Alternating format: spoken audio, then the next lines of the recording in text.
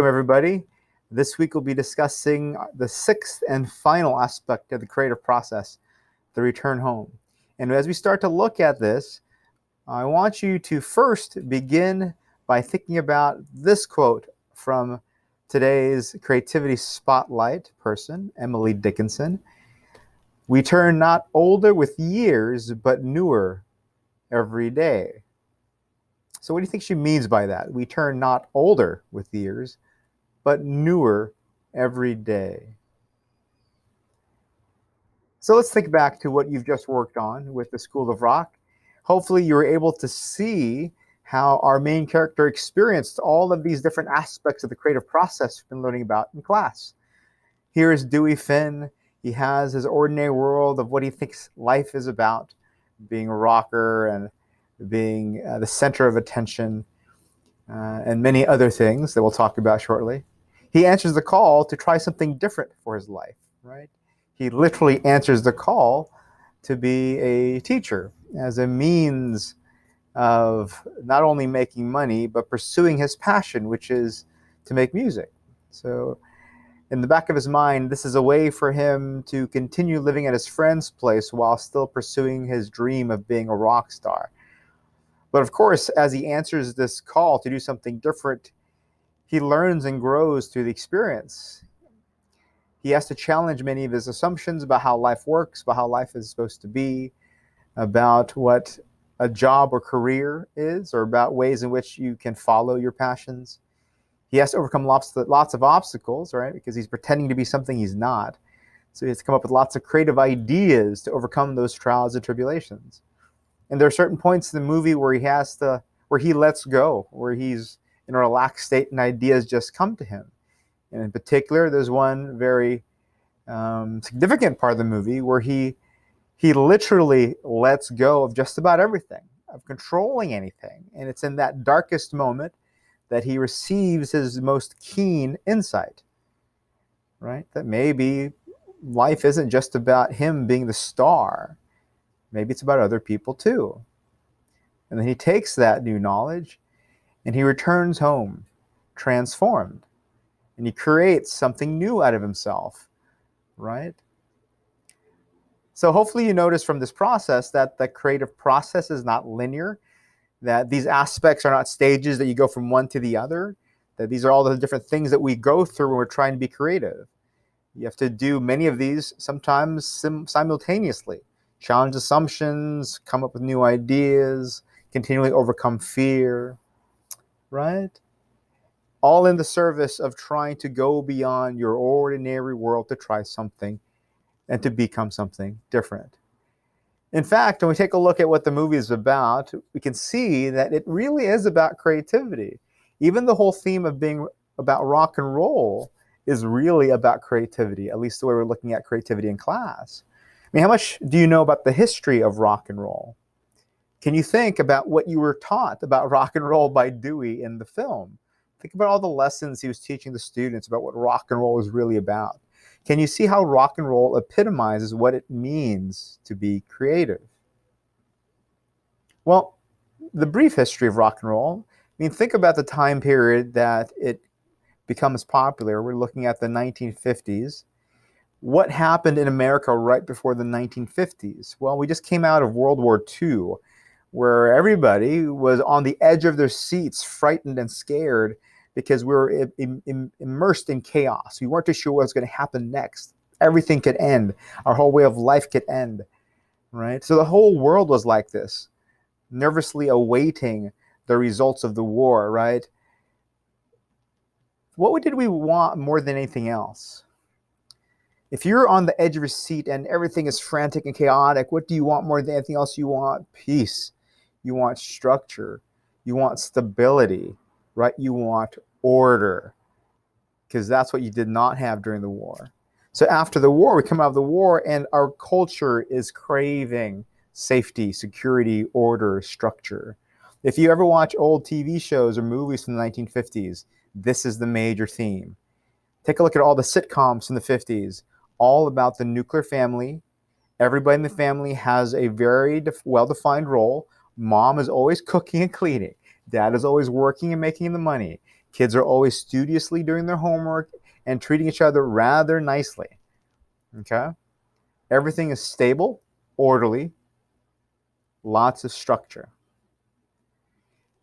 Well, if this is the message you're growing up with as a child of the 50s, and even as a parent, as a woman or a man through the 50s, if you see images on TV and the movies where all the moms have to bake perfect pies, where all the dads always have the answers to all the questions, where all the kids are perfect and never really mess up, what are you going to start to feel if this is the images and the message that popular culture is feeding you about life? You have to be perfect. You can't make any mistakes. You always have to have the answers if you're the guy. You always have to make the perfect dinner and always clean and always say yes, yes, husband, if you're the female. And if you're the kid growing up in this culture and you're not allowed to be anything other than what mom and dad tell you to be, I mean, what are you going to feel?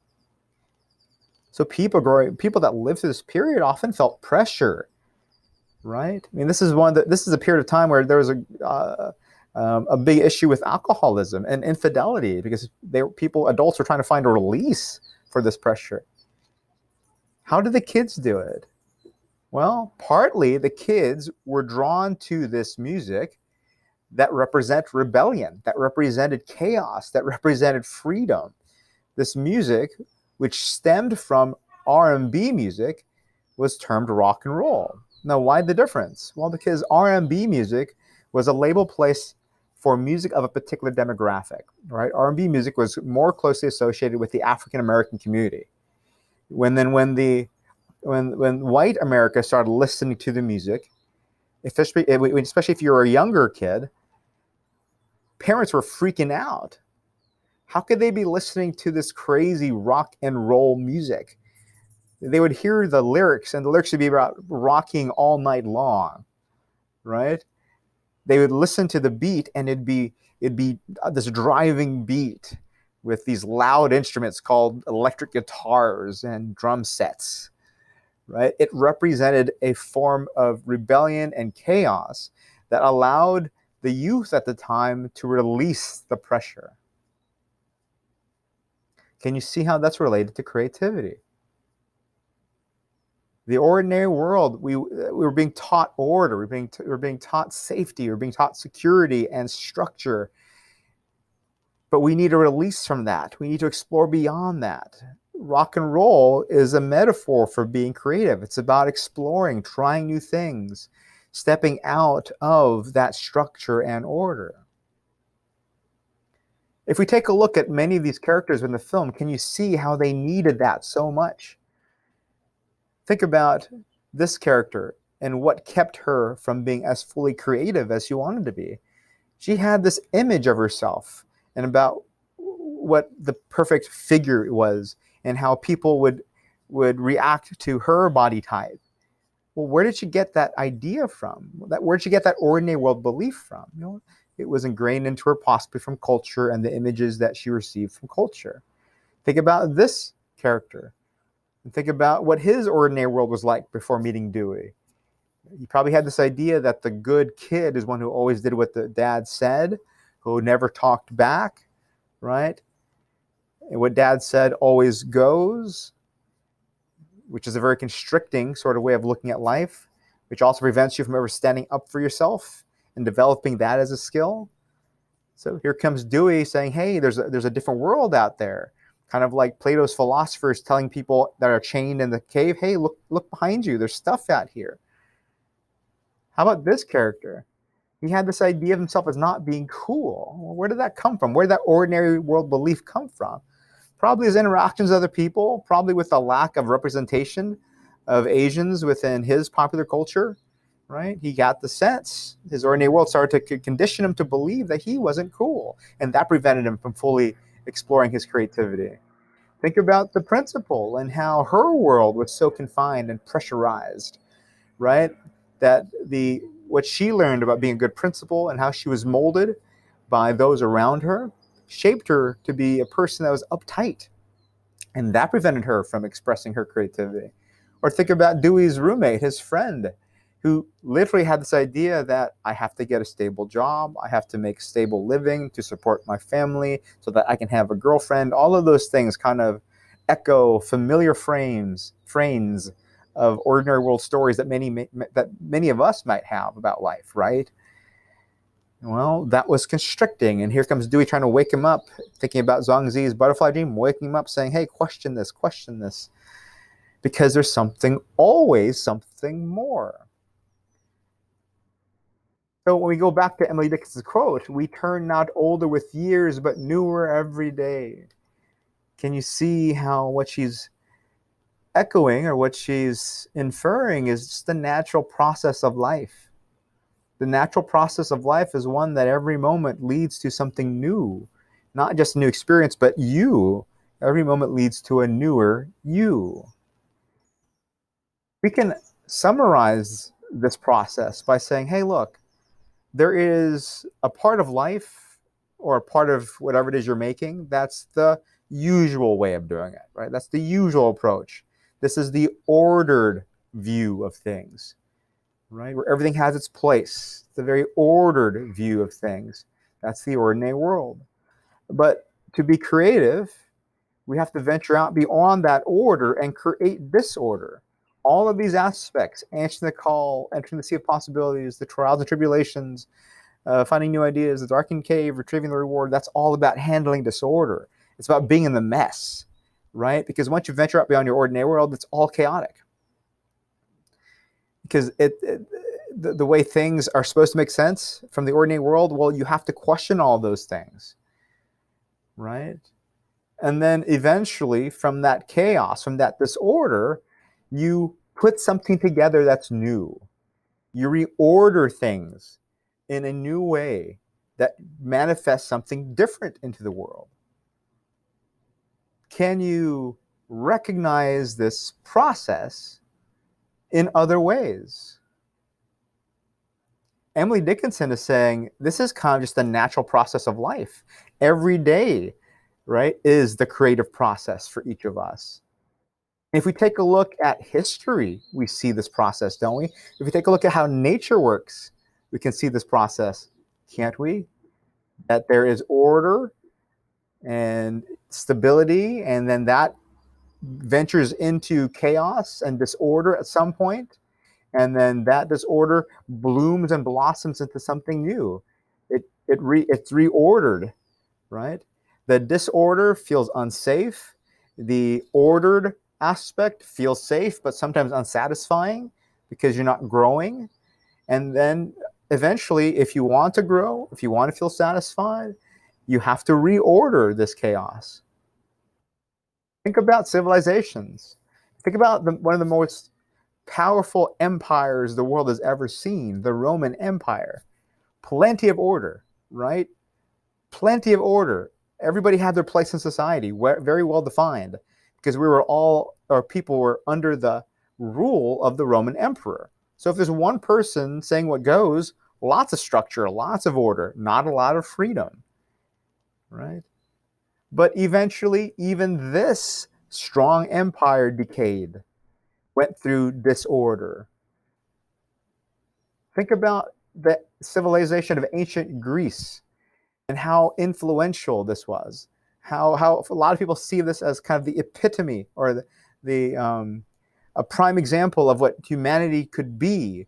So focused on philosophy and thinking about what the good life is like, right? So focused on ethics and how to live life well.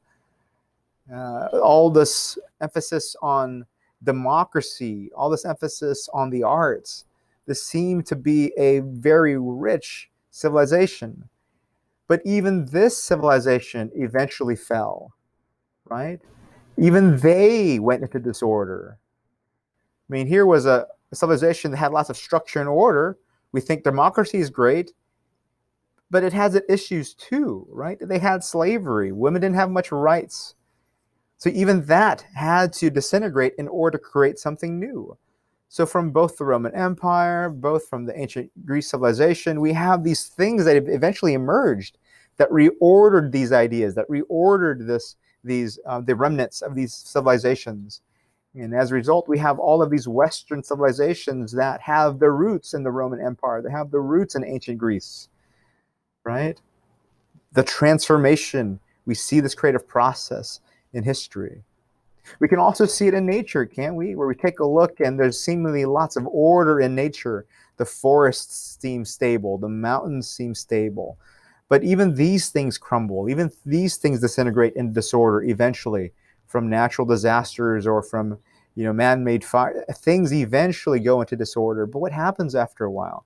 That disorder doesn't stay there forever. Things start to grow. Things start to reorder themselves. Think about the human body. Think about how muscle growth occurs, right? For a lot of us, if you've ever worked out before, if you ever worked out before, as I try to move my face out of the way, that one of the ways to build muscle is to break it down, right? So you work out, use heavier weights to break down your muscles, right? Again, here we go, making things into disorder, because when you break them down, you can build them up into something bigger, possibly something better. Muscle growth is a result of this creative process. Well, how about the universe as a whole? Think about how the universe works. We came from literally a point of complete order, right? This infinitesimally small point where everything condensed. That was complete order. Then what happened? Disorder, we call the Big Bang, where everything explodes out, right? This complete disorder. Well, what happened to that disorder? Well, that disorder created all of these particles. And what did the particles do? Well, that mess and chaos of particles formed atoms. They ordered themselves, right? They formulated an order, structure, atoms. And then all these atoms all over the place hitting each other and, causing chaos. But what came from that chaos? Well, those atoms ordered themselves. They structured themselves and became molecules. And then the molecules will be chaotic and they hit each other and they bounce off each other. A lot of disorder. And then what happens to that? Well, it forms matter and then biological organisms and stars and animals. Seemingly, order to disorder to reorder is just a natural part of life. Can you see this within your own life? Can you see how you've gone through this process where you had an ordinary world, a world that you knew, that you're really familiar with, that felt relatively secure, that you got it, right? But then you were thrust into disorder, either because you chose to leave your ordinary world behind or because you were forced to, you ventured out and you went into some place you just had no clue about, right? That it was completely unfamiliar. So it was probably scary and hard to make sense out of, complete chaos. But you were able somehow to reorder yourself, to reorder your life. So this is the question for one of the activities this week, is to express an example of you experiencing this order to disorder to reorder that seemingly is a natural process of just the world in general, right? So what was your usual ordered life? Describe that. In what ways did you experience disorder? Describe all the ways that you experienced disorder when you ventured out. And then in what ways were you able to reorder your life where it made a little bit more sense to you, where you were able to feel a little more stable? Yeah? Okay. Another way of looking at the same process is to say that there is a construct or a structure, and that growth and creativity is about tearing down that structure, right? We call that deconstruction. And then once you deconstruct, then you have the freedom to put it together again in a new way. So you're reconstructing something. So think about your projects. You probably have an idea of what it's supposed to be like, what it looks like, how it usually is like, right? That's your construct, that's your structure, but then you tear it down. You question all of your assumptions, and then you play around with all of these things in order to build something new.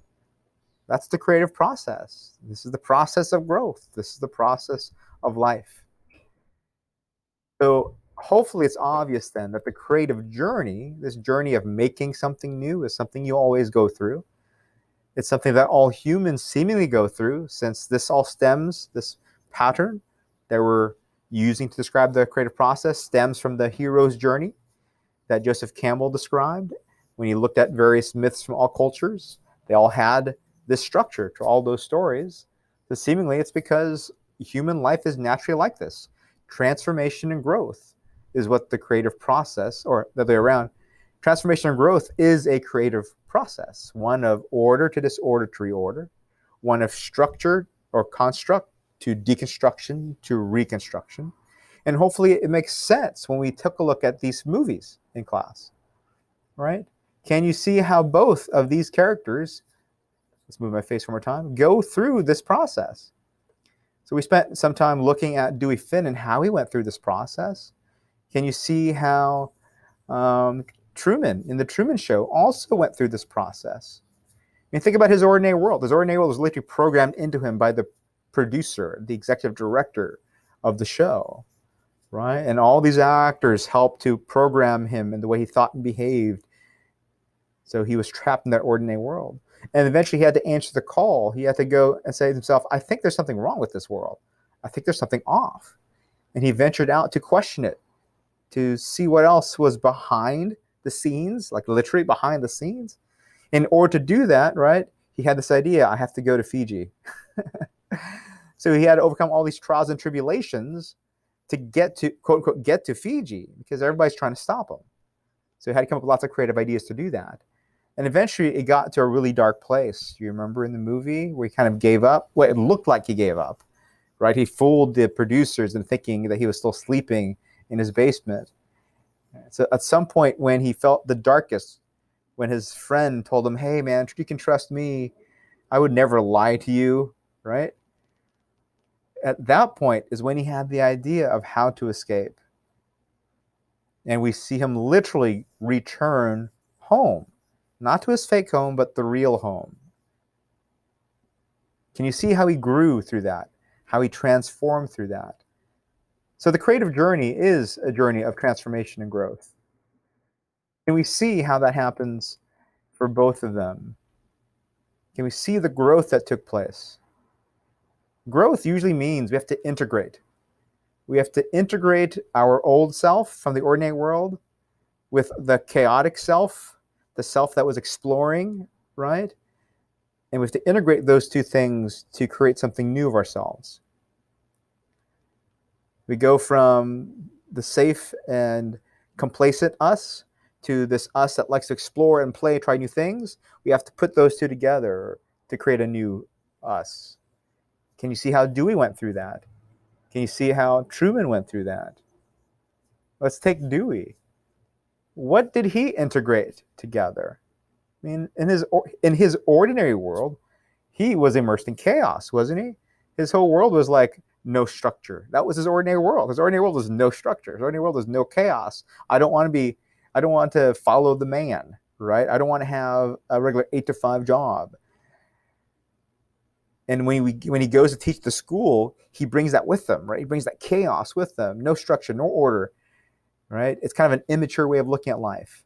But he grows. He starts to become more immature. He starts to become more mature. And don't we see him now start to become more of an adult that takes responsibility, that wants more structure, right? That doesn't want so much chaos, because now he's dealing with all these kids. So he wants a little more structure. So he has to integrate both of those parts of himself. And it's by integrating both parts that he transforms. And we see that towards the end of the movie. Truman, well, I mean, he has a much more typical creative journey, doesn't he? Hero's journey. Complete order, very naive about life, right? Doesn't ever question anything. Follows the quote-unquote American dream about getting married, getting the house, getting a stable job.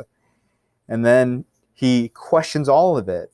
He leaves it all behind, even getting in trouble with his fake wife, and doing things that maybe he shouldn't be doing at work. And so he has to integrate this naive but friendly and very amenable person, trustworthy person. He has to integrate that with this newer person that went through the trials and tribulations, this person that likes to explore, that likes to try new things. He has to integrate both of those. And as a result, you have a more fully formed, mature adult at the end of the movie. Right? So when you think about your projects, you making whatever you're making is a metaphor for this process.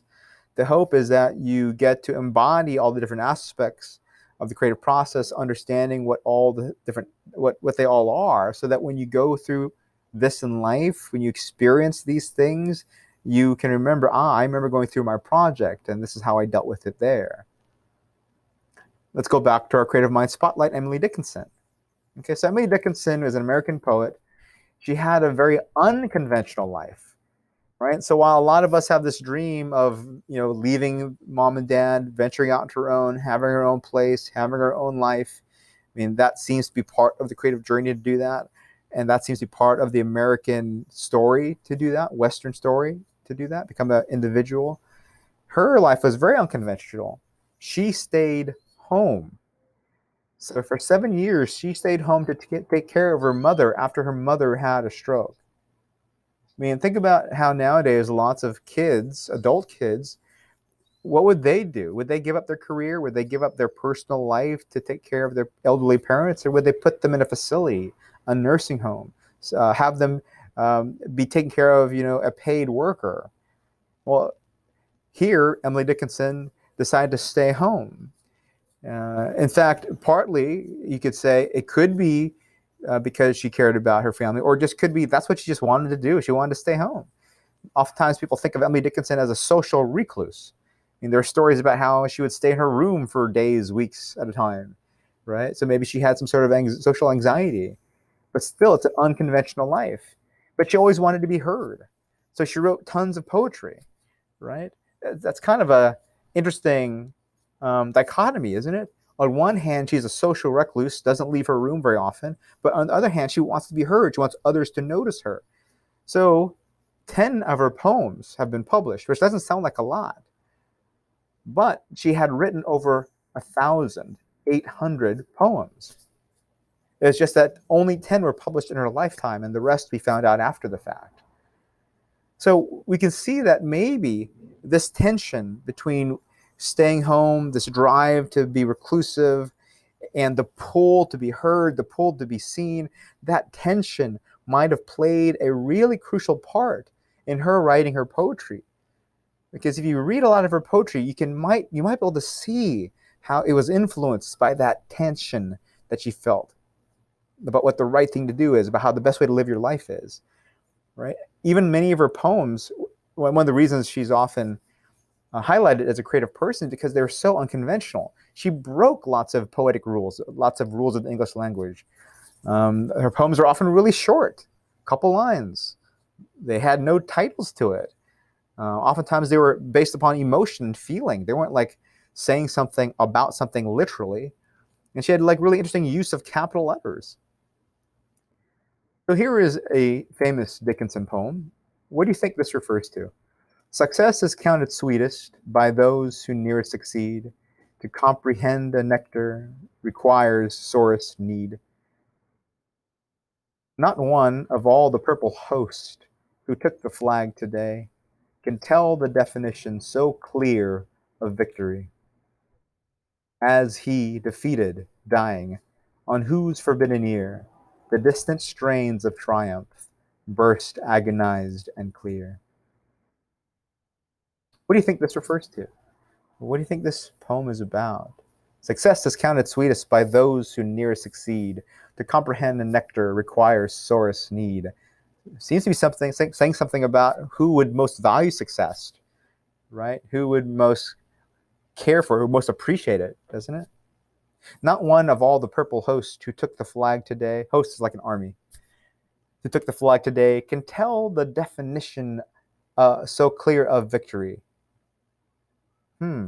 So those who win can't really tell, who can't really know what victory is, right? As he, defeated, dying, on whose forbidden ear the distant strains of triumph burst agonized and clear. Those who were defeated she says, seem to know what victory is more about. Here's another thing I want you to think about with this poem. So is she saying defeat or failure is necessarily a bad thing? Right? Doesn't defeat and failure allow you to understand success Doesn't defeat and failure help you better appreciate victory, better understand it? Is recognition and success necessarily a good thing? She seems to indicate that once you get it, you don't really appreciate it, you don't really understand it. So is there necessarily a right, a wrong, a good, a bad? Dickinson's poem seems to indicate maybe not necessarily. And this is exactly what the sixth aspect is about. Because when we talk about integration, we often see the world as opposites, order, chaos. Well, if you take a look at the creative process, is one better than the other? No. What we've learned in our classes is you need both. You need both the order and the chaos to manifest something new. Is the usual or the unusual better? Well, no. Both are necessary to create something new. Is the good or the bad? Should you lean one way? No. Think about what we talk about with rules with regards to making something. Sometimes you have to break the rules. Sometimes there is no right, wrong, good, or bad. That's what those are two things that make something new. You need both to transform something. There's a story of the farmer whose horse ran away. That's a Taoist story. There's a farmer who has this horse that runs away. If you know anything about horses, they're really important for farming. They do lots of work. So the neighbor comes by and says, "Hey, I'm so sorry to hear that your horse ran away," knowing that a horse is really important to a farm. The farmer replies to the neighbor, "Who knows what's good or bad?" The neighbor's perplexed. "What do you mean, who knows what's good or bad?" Anyway, who walks away. The following day, the horse actually comes back to the farm, and with it brings in a bunch of wild stallions, a bunch of wild horses. This is fantastic. Now there's more horses to work on the farm. The neighbor comes by and says, "Congratulations on all the horses that you now have." The farmer looks at the neighbor and goes, "Who knows what's good or bad?" Again, the neighbor's like, "What do you mean? You have way more horses now. This doesn't make any sense to me." The following day, the farmer's son is trying to tame one of the wild horses and falls off and breaks his leg. Seemingly, this is a horrible thing. The neighbor comes by and goes, "Oh my God, I'm so sorry to see that your son broke his leg." The farmer says, "Who knows what's good or bad?" Seemingly, this is like an obviously bad thing. This kid broke his leg. What do you mean? You don't know what's good or bad? Well, the following day, the army comes through town, comes to the village. They are preparing for this huge battle where they know they'll surely lose a lot of soldiers. So they try to collect as many able-bodied citizens within the village to join the army. They see the son with a broken leg and they don't recruit him. The neighbor comes by, says to the farmer, "Well, congratulations on your son escaping the war." And as you'd expect, the farmer says, "Who knows what's good or bad?" As you see within this Taoist story and within this Taoist symbol, we can see the world as having opposing forces: good, bad, right, wrong, usual, unusual, order, chaos, structure, deconstruction. And we often lean one way or the other. We often think this is the way to approach things, or this is the right thing to do, or this is what we should want in our lives. We should always want to be safe and secure. Well, the creative process is telling us both need to be integrated. You have to appreciate both in order for you to bring your ideas to life, in order for you to grow, right? Think about both Truman and Dewey, how they had to integrate different parts of themselves, right? Truman, the safe part with the adventurous part. Dewey, the chaotic part with the structured part. They had to integrate both of those. You couldn't reject one, right? Because it's by rejecting one that they got stuck in the ordinary world. They had to accept that both are part of who they are, bring them together, hold both in tension. This is JANUSIAN thinking. They had to hold both in tension, and it's that tension that gives you the energy to create something new for yourself. So the JANUSIAN thinking refers to this Greek god that has a face or a head with two faces, each face facing a different direction. So it saw both sides. We have to be JANUSIAN thinkers, see both sides of the coin, and realize not one is better than the other. You need both. And that both is going to create tension, like we see with Emily Dickenson, this tension that pulls us. But if we can find a way for it to pull us without pulling us apart, if we can find a way to hold that tension it feels strong. It gives us energy. It inspires us. It moves us. It propels us to create new things, to become newer each day. But for a lot of us, it's not easy. And as you're going through your projects, you might notice that you're falling apart with this tension. You might notice that you either are just, you can't hold it. Like there's just too much. You can't organize your thoughts. It's just too much for you to think about. You don't know where to start. Or because you can't hold the tension, you just give up. I don't know what to do. So as we learn more about the sixth aspect going forward, we'll talk about how to deal with those two separate issues. How to deal with it when the ideas are just so jumbled up in your head, you don't know which way to go first. And the situation where it just causes you to give up and you just have no energy to move forward with whatever it is you're doing, including progressing in your life. Okay, we'll talk about that next.